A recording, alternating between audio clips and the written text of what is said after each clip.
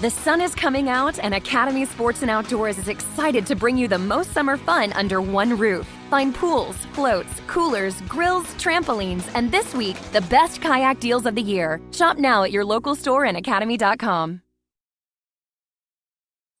You're listening to the PRO Media Network. The next level in entertainment.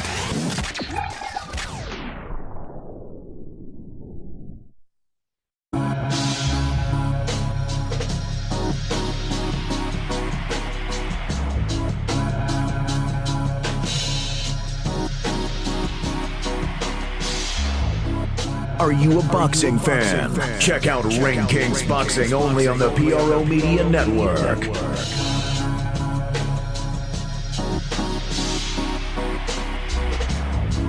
What's up, boxing world? What's going on with you?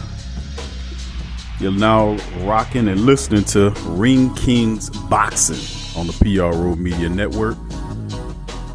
And we are a boxing show to cover all the latest fight news and discussions across the world of boxing.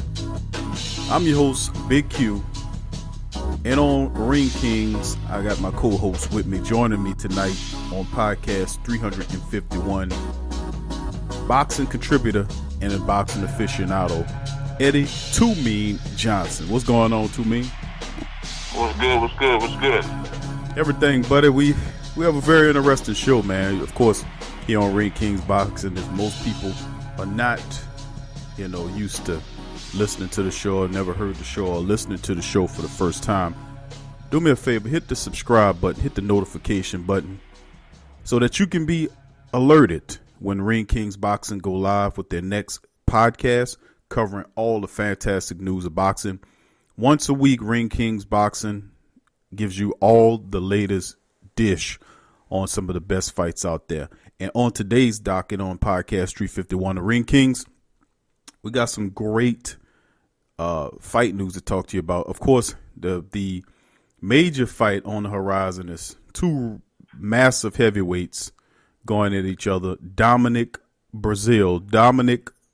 Trouble Breazille, as he calls himself, and Deontay One Punch Wonder Wilder, the champ. He is talking real smack to Dominic Breazille. And of course, these guys don't like each other.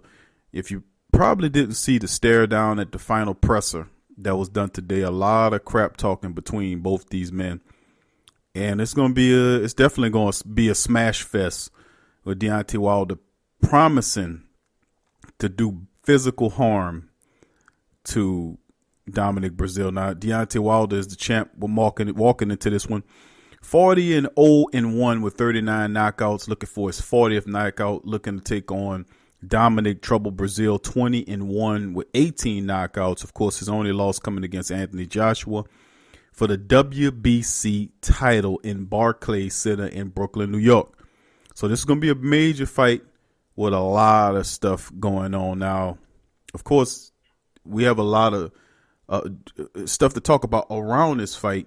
Deontay Wilder's comments about catching the body and killing people. This dude keeps coming with this. You're going to hear my take. I'm going to get Eddie's take on it as well. But also on the show, we're going to also talk about the upcoming matchup between Thurman and Manny Pacquiao, as that's the new fight.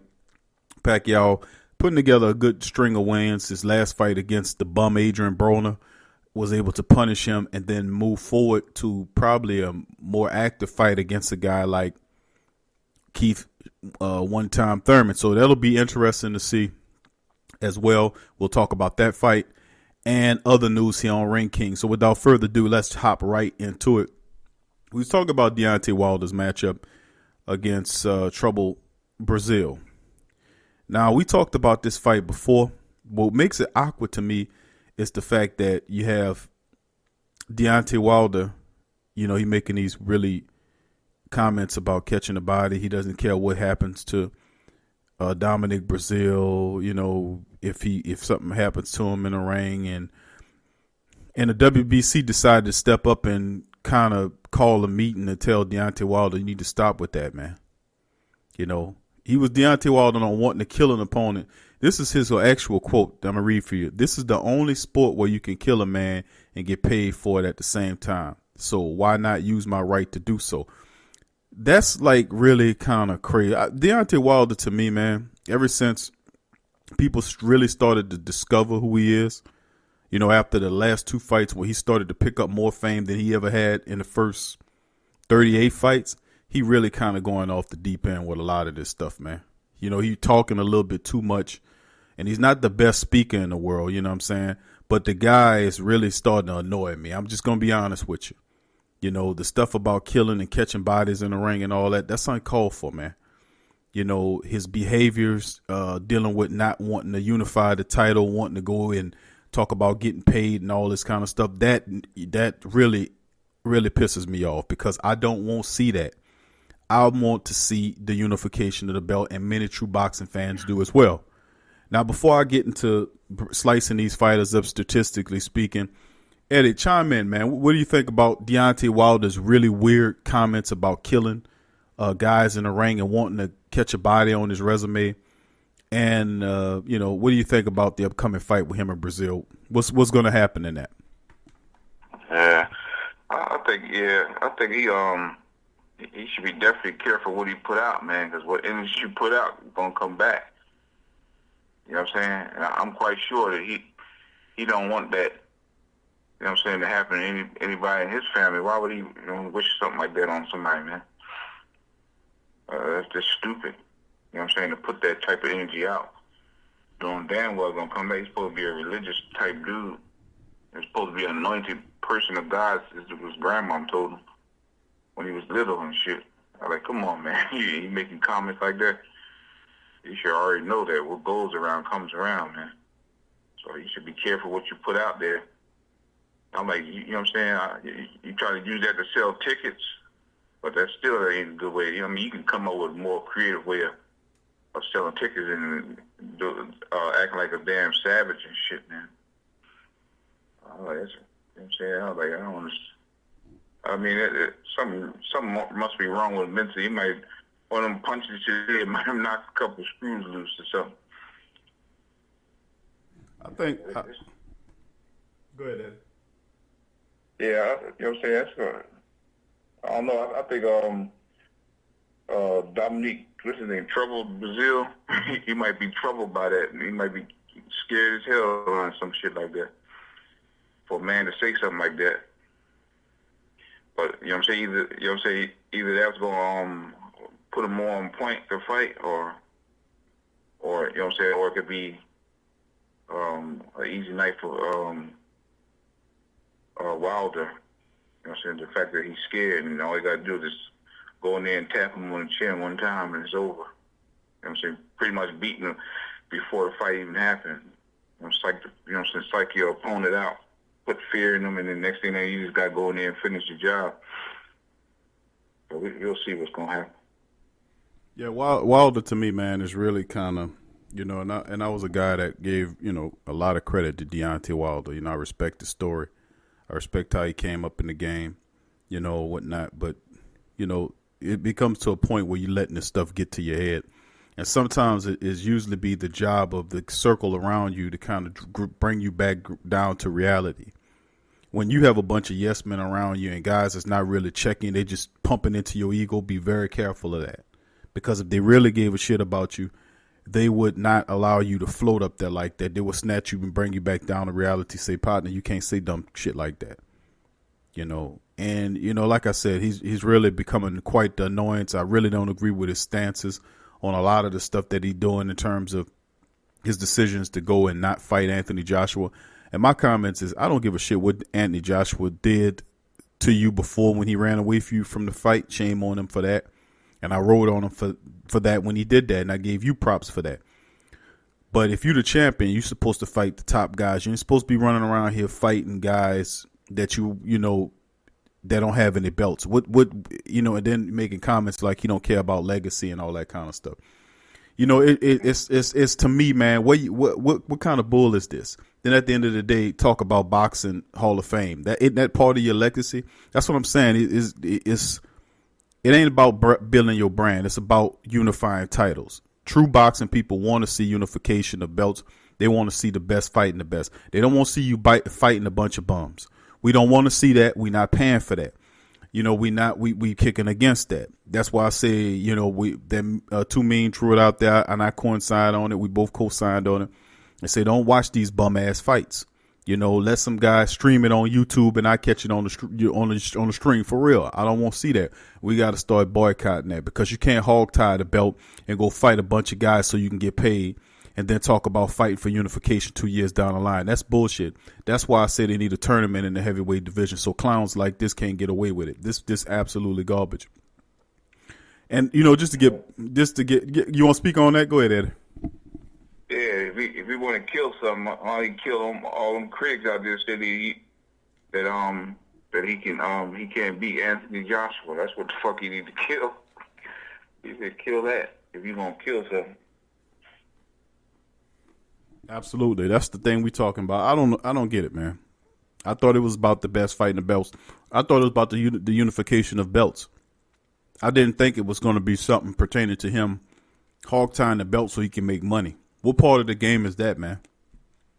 I mean, you have 38 fights previous to the last 2 fights and you couldn't get paid?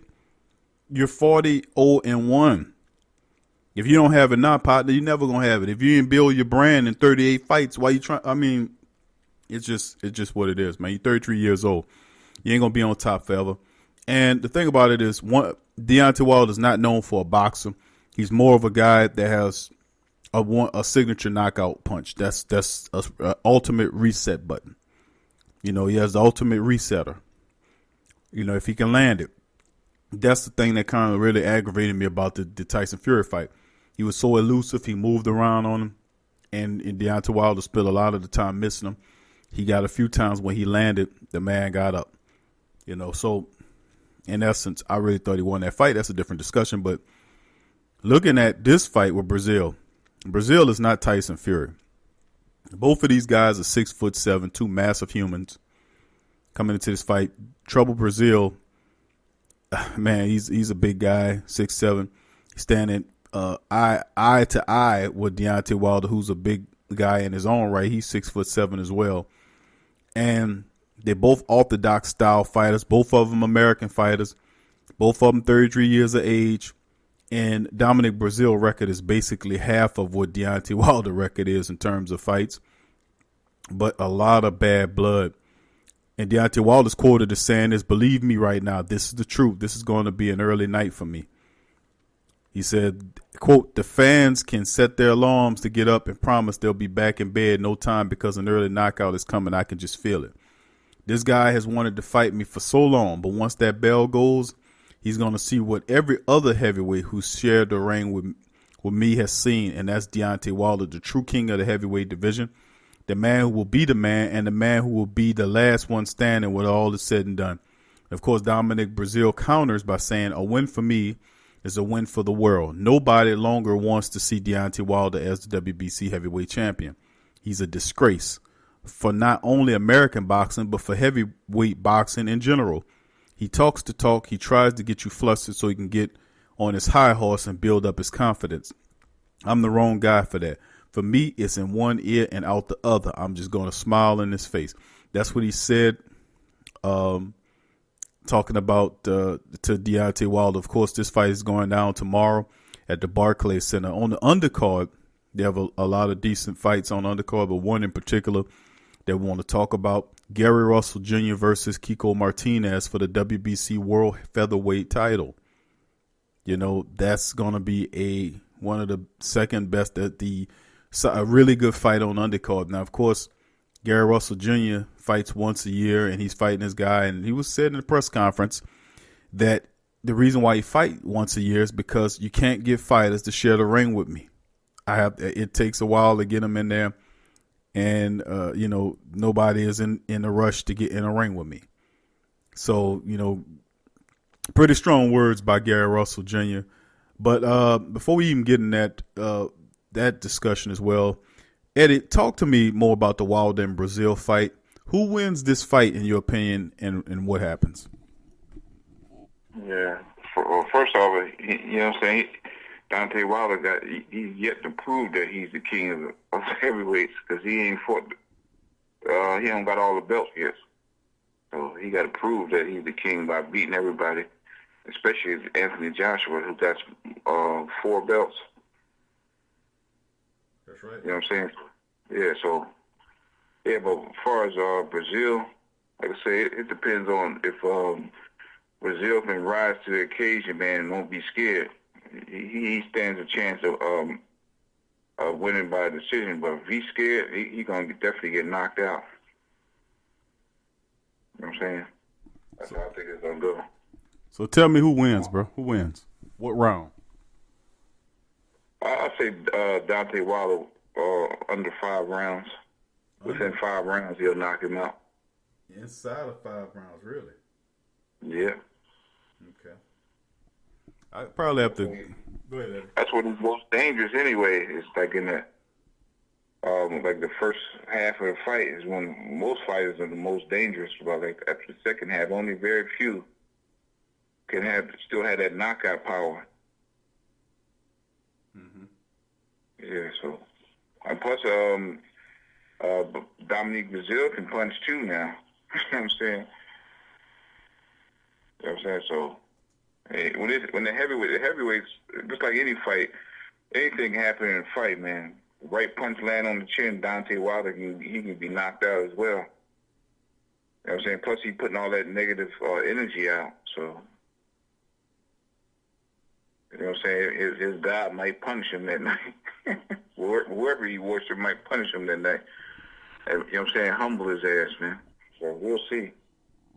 Well, I must say, man, he definitely needs to be humbled, man. I mean, this new Deontay Wilder, the way he been acting with this, all the crap that he been speaking.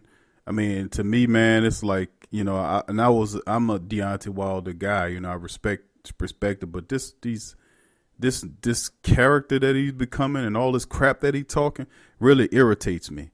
You know what I'm saying? It really starting to irritate me because you got 1 belt, the other man got 4 belts. You know, then you pretending like his belts don't count. His belts count. He's selling more draws, making more money than you. You know, this man books the Madison Square Garden. You go to the Barclays Center. I mean, come on. The man's head and shoulders as far as his money and his management team over Deontay Wilder. Deontay Wilder is just playing catch up the last couple of fights. You know, he really just catch up. Now he's trying to build a brand to try to, you know, kind of make more money. I'm not mad at the business aspect of it. Me as a fight fan, I do not want to see him stockpile fighting against fighters who don't have any belts. If he the champion and he really talking this unification smack, I don't care what Anthony Joshua said to you, when he said it to you, how he said it to you. That's what getting in the ring does. If you don't like what he did or what he said in boxing, you got the supreme opportunity to get in the ring with him and beat the hell out of him and get some revenge. That's the great thing about boxing and get paid to smash a guy who's talking mess about you.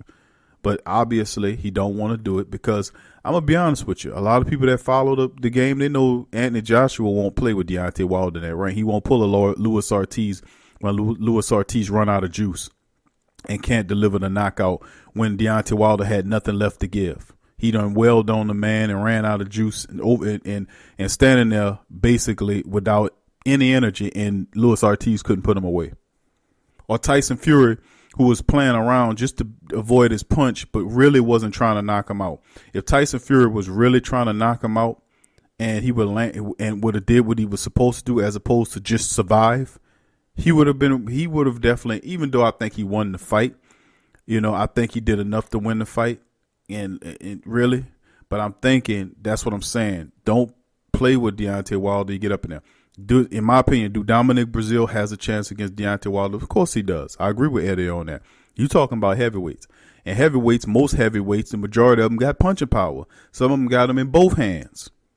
So when it come down to Brazil's a massive guy. He's 6'7". And they talk about fights, guys he's fought. More notable, he lost to AJ out in England. But AJ is a different type of fighter, man. That's a different type of fighter altogether.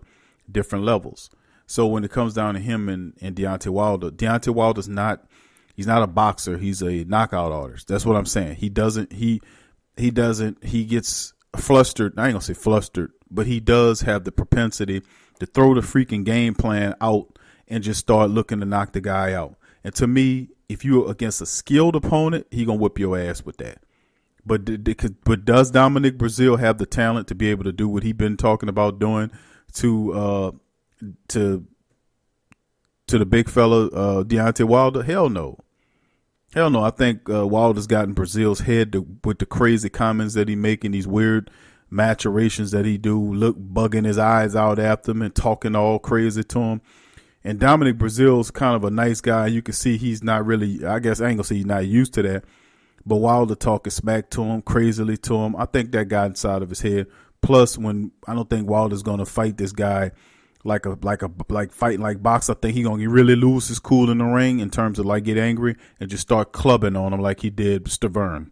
I mean, that's just what I think's gonna start happening, and you're gonna see Dominic Breazille covering up as Deontay Wilder is clubbing him to pieces in there. So yeah, I think Deontay Wilder's probably going to end up putting Dominic Breazille down in the first 5 or 6 rounds, and ultimately Deontay Wilder's going to retain the belt. So that's my call on it. Sorry, Dominic, but man, you're gonna have to do more than what I've seen in previous fights to beat Deontay Wilder. When he starts doing what he's doing, you gotta. I mean, there's some stuff that he can actually do, Eddie, to get this fight. But do I think he'll be able to do something different in the fight against Deontay Wilder to get his belt?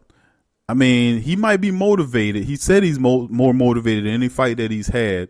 He had an opportunity at a belt, and he really lost it badly. He disrespects Deontay Wilder. He calls him an incomplete fighter. He's a disgrace. But I think that just pisses Deontay Wilder off to just trying to club him to death all night. So, I mean, he doesn't have the elusiveness as a Tyson Fury, and few do. But you're going to need a little of that to avoid wherever Wilder's going to hit. And how do you fight Deontay Wilder if you're a big guy like that? You get right up on him. You get right into his chest. Fight him. You know, I wouldn't stand long range and trade jabs for him. You're inviting that big punch. I just said, my thing is, I would just get close to him and do it like that. I mean, because I don't think he has the elusiveness to dodge anything. And even if he drops him, which I think he'll drop him, he'll get up. But ultimately, at the end of the day, it's going to be a stoppage in favor of Deontay Wilder. That's my call. Anyway, that's enough on that. Let's go to the next fight. We're going to preview and talk. Well, we're going to talk about Gary Russell Jr. and Kiko Martinez, who are on the undercard. Now, this is a fight between two fighters.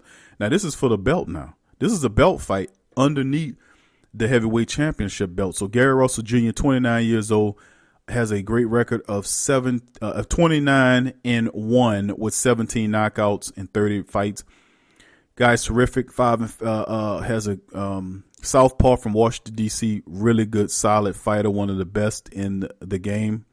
And then he's fighting 39-year-old Kiko Martinez, who is 39-8 with 28 knockouts and 47 fights. So he's 5'6".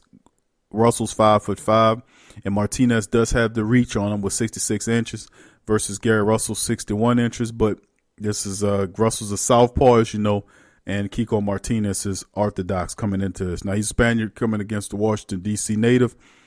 Eddie, we know a lot about Gary Russell Jr. Kiko Martinez, a journeyman in the game. This guy looks like this fight is over his head. This is Gary Russell Jr. in a runaway to me. What you think about it? Yeah, speed kills, man. And that's one thing Gary Russell got is tremendous speed, man. He got a tremendous IQ in the ring, too. So, you know what I'm saying? It's very difficult to try to fight a dude that's that quick. And, you know what I'm saying, got that high IQ he got in the boxing ring.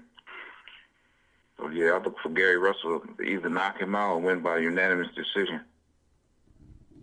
Yeah, Gary Russell, man, you named it. His definitely Gary Russell's name is his game.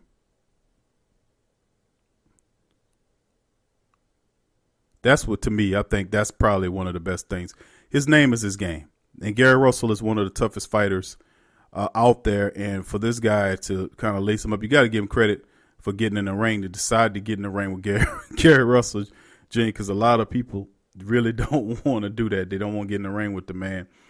And that's what he's explained to him, why he only fights one time a year. A lot of people would like to see him more than that. But, of course, I mean, he's a tough person, man. He's a tough guy to fight. And he has speed and power. And I think this fellow here, Kiko Martinez, man, he just bought himself a serious ass whooping. But anyway, let's move on to the next fight there. Next news is Manny Pacquiao. To all our Pac-Man fans, the legendary Manny Pacquiao will be fighting Keith Thurman. That's right. He'll be fighting Keith Thurman, the former champion, welterweight champion. And, man, I tell you what, Eddie, this one kind of came up out the blue on me, man. Now, of course, you know Pacquiao right now, the WBA regular welterweight champion, future Hall of Famer. He will attempt to unify the WBA titles on July the 20th when he takes on undefeated WBA super champ Keith Thurman. While he prepares, they say Pacquiao will be without someone who's been proven valuable preparation for his last two fights. So he's really stepping up his competition. You know, we're gonna talk about the Jeff Horn fight where he was able to. What was it? Not the Jeff Horn fight. He got his belt back from Matisse. He lost it to Horn beat him. He comes back. He beats Lucas Matisse. Basically, just takes Matisse apart.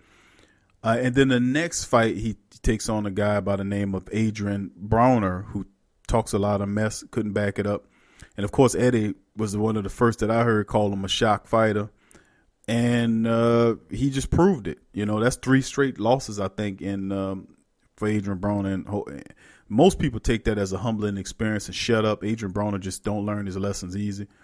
But, you know, Pac-Man, man, you know, he's preparing to try to get something done. And it's going to be interesting, though, Eddie. He's going against Thurman, man. And Thurman's no joke, man. Thurman. Now, we actually talked about this in the previous podcast when we mentioned who would Pacquiao take on. We knew it wouldn't be Errol Spence. We said it wasn't going to be Errol Spence.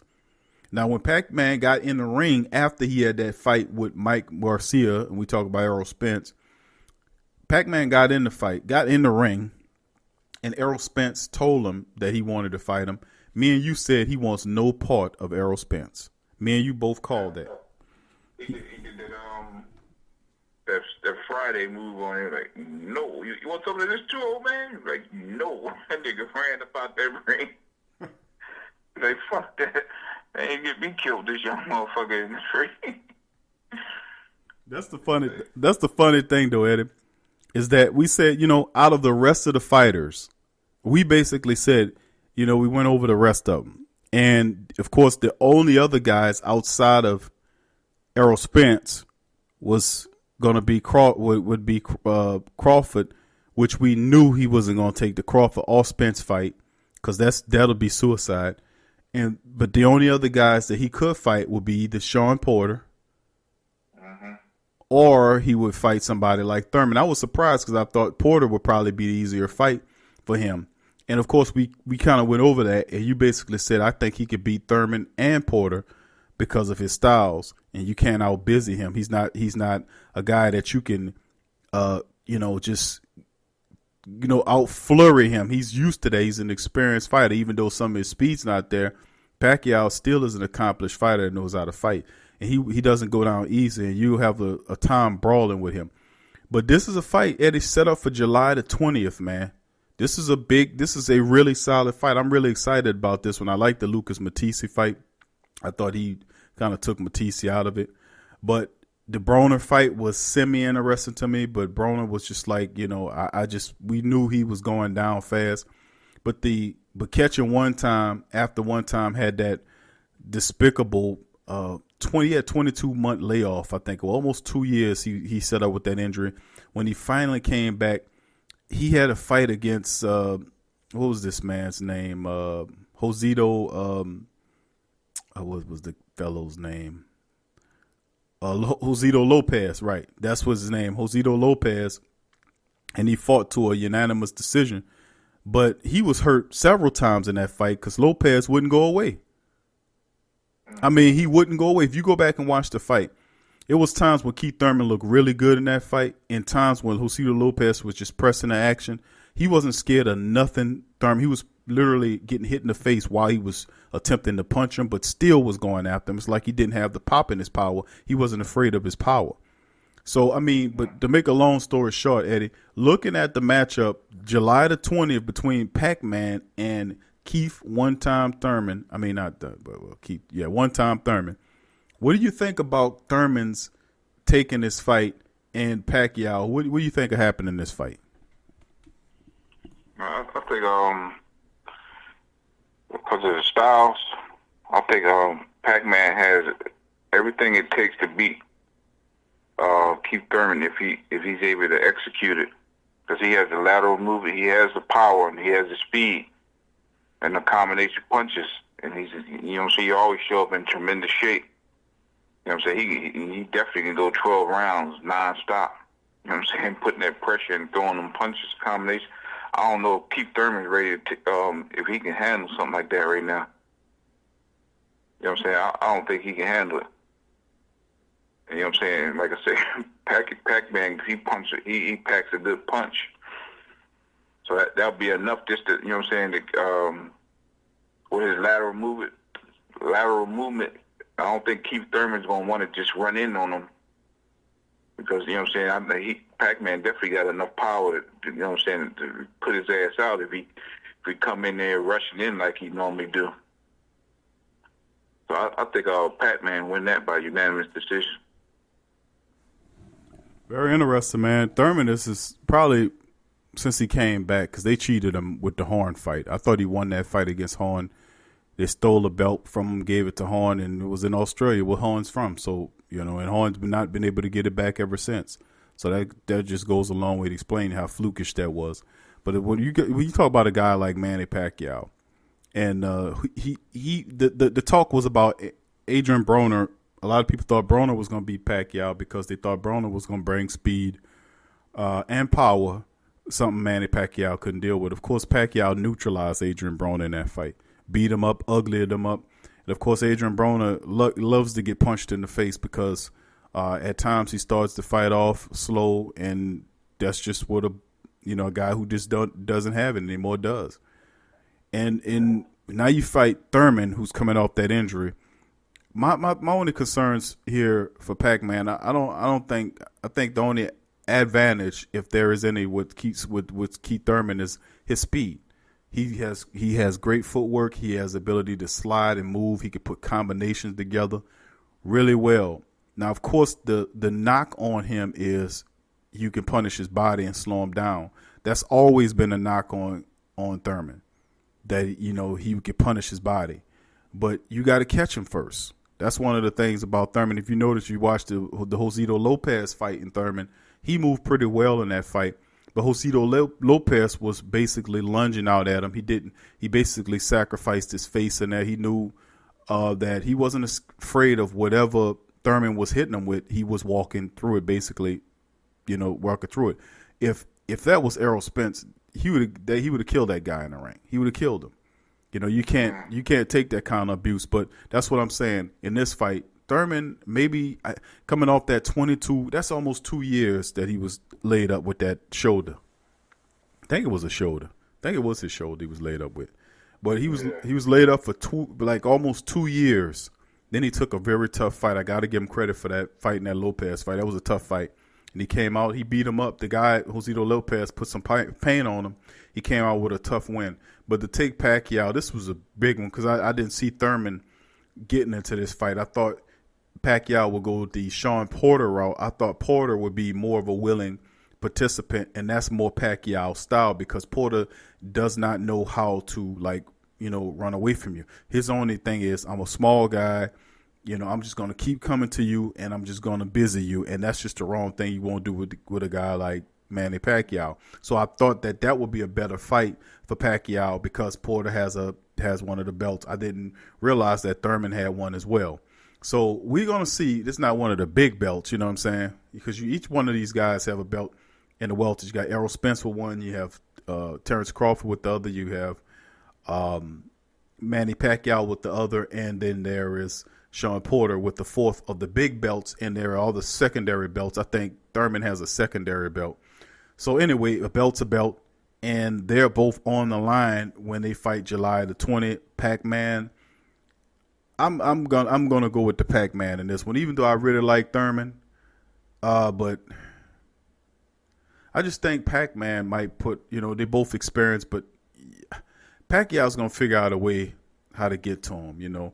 That's just my thing on it. The Thurman's a smart fighter. He's fast. He can move around, but I just think Pacman, he's not a stupid man. Pacman picked this fight for a reason, because he's being real strategic right now because he's getting close to retirement. So if you look at what he's doing, he could have took Sean Porter, which to me would have been a better fighter. Eddie, you chime in and let me know if you agree with me on it. Pacquiao and Porter would have been a better matchup in terms of ease, because you didn't have to worry about Porter moving away or trying to cut off the ring or being elusive. Porter only knows one move, and that's to come to you and fight you in the center of the ring. So that would, to me, that matched up with, which would have been perfect for Pacquiao. He didn't have to chase him. He could just deal with him in the ring. That's what a Pacquiao does. A Pacquiao, he could fight inside out, don't get me wrong, but that would make it an easier fight for Pacquiao to, you don't have to worry about chasing his opponent around like he have to do with Thurman. So it's something Pacquiao seeing in Thurman to make the Thurman fight over the Porter fight. What do you think about that? I think Porter's style is definitely tailor-made for Pacquiao. But like I said, that speed Pacquiao got, man, it's gonna give trouble to a lot of, and then the power too. You know what I'm saying? He throws so punches in volume, so man, he throws them combinations, so it's gonna be hard to deal with him. You know what I'm saying? So yeah, I think yeah, you're right, man. I think definitely it would have been an easier fight for him to fight Porter. And I don't know if Pacquiao will let Thurman run or try to chase him down. He's going to let Thurman come to him. If Thurman, you know what I'm saying, if Thurman wants to win. I doubt if, I think Porter knows that he might not get that decision. You know what I'm saying? Because of Pacquiao's style of throwing all them flurries and shit like that. Mm-hmm. He would definitely have to try to knock him out. I don't think he can outwork Pacquiao. You know what I'm saying? There's not too many people out there that can outwork him like that. I don't think Thurman's, you know what I'm saying? I don't think he can outwork Pacquiao, so you would have to knock him out. So you have to come at him, and that would be good for Pacquiao. You know what I'm saying? Catch him coming in, or, you know what I'm saying, use his lateral movement.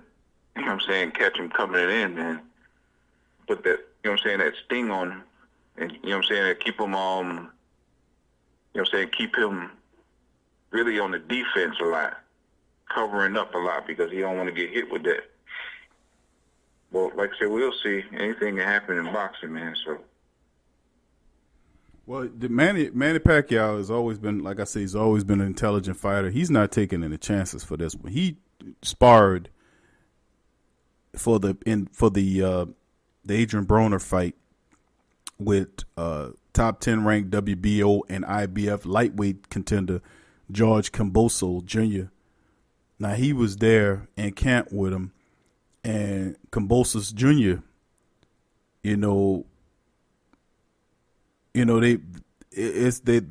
that's the guy he used to help him deal with possibly Adrian Broner's speed. Now, this is an interesting, situation, because he's using the same sparring partner getting ready for Thurman.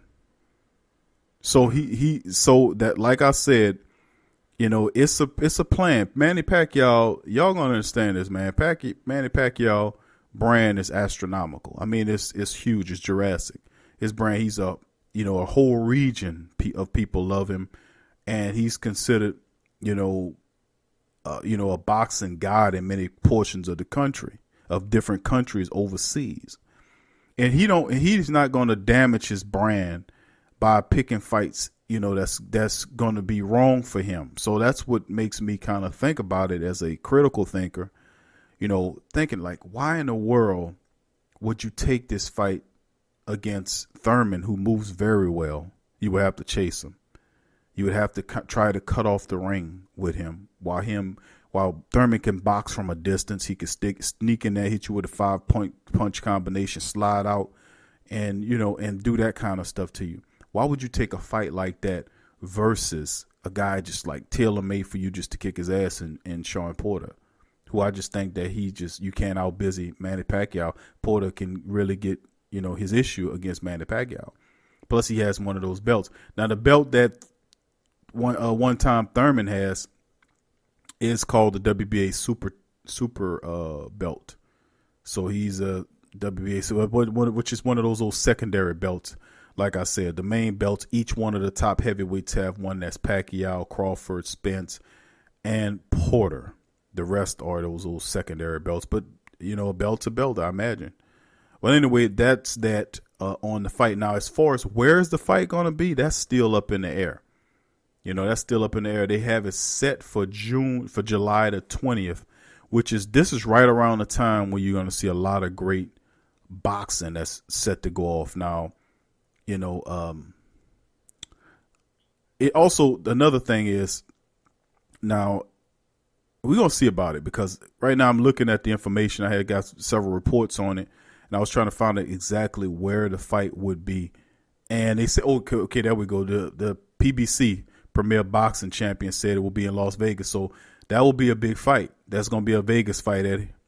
So July the 20th in Vegas is it's going down in a major capacity with Thurman and Pacquiao. So all you Pacquiao fans, man, y'all get ready, because it's going to be a nice fight, no doubt about it, because Thurman can move. Now, that'll do it on that fight. Now, before I finish any more discussions and topics, I'd like to say, if you enjoy Ring Kings, we do it every week. You can subscribe to us on Spreaker, or you simply can go to YouTube, put Ring Kings Boxing World in there, or follow the links in the description section below. Sign up, subscribe to our YouTube channel. You can also hit the notification bell so you can get notified when we go live, so you can listen to the show. All that in a major way for the Ring Kings people. Now, last talks on the Deontay Wilder fight. Now, I've been really animated about this whole Deontay Wilder situation, because, I've been listening to a lot more stuff from Deontay Wilder recently than I've done in the past. Well, I've listened to him before, but he's becoming a different person. It's not Deontay Wilder anymore. It's this Browns Bomber guy. And the Browns Bomber guy is really annoying. He really is annoying. And I just want them to understand that, as far as the fight game goes, as from boxing fans that's spending the money, you're not buying your own freaking tickets to watch yourself box. That's other people that's doing that. And they got some people that'll support you, whether you fight in a refrigerator in the ring or a gumball machine. They got people stupid enough to just go pay their money like that. But for true, I'm not talking about them people. For intelligent people that really, because sometimes times are tough, man. You ask the people to spend $80 for a fight. The least you can do is fight somebody with a belt.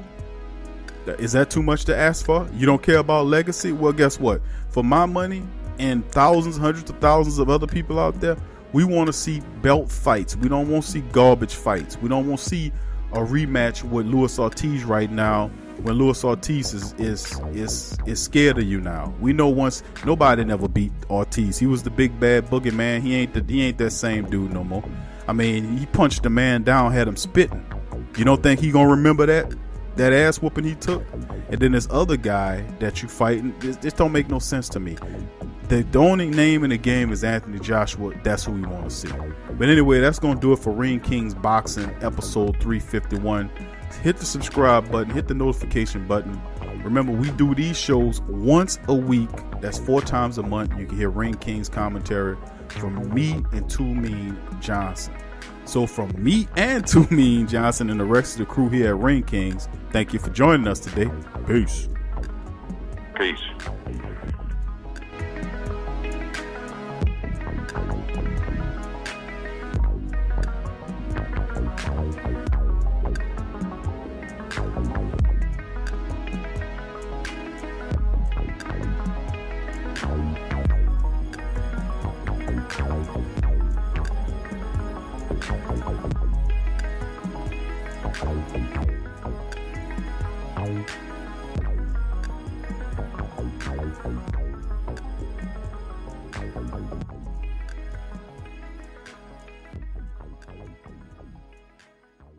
Are you a boxing fan? Check out Ring Kings Boxing only on the PRO Media Network. Thank you for listening to the Pro Media Network, who provides hours and hours of free edutainment to you and yours. If you are benefiting positively from our content, please donate to help us grow our platform by going to www.patreon.com/the Media Network. That's www.patreon.com/the Media Network. And support the true independent artists.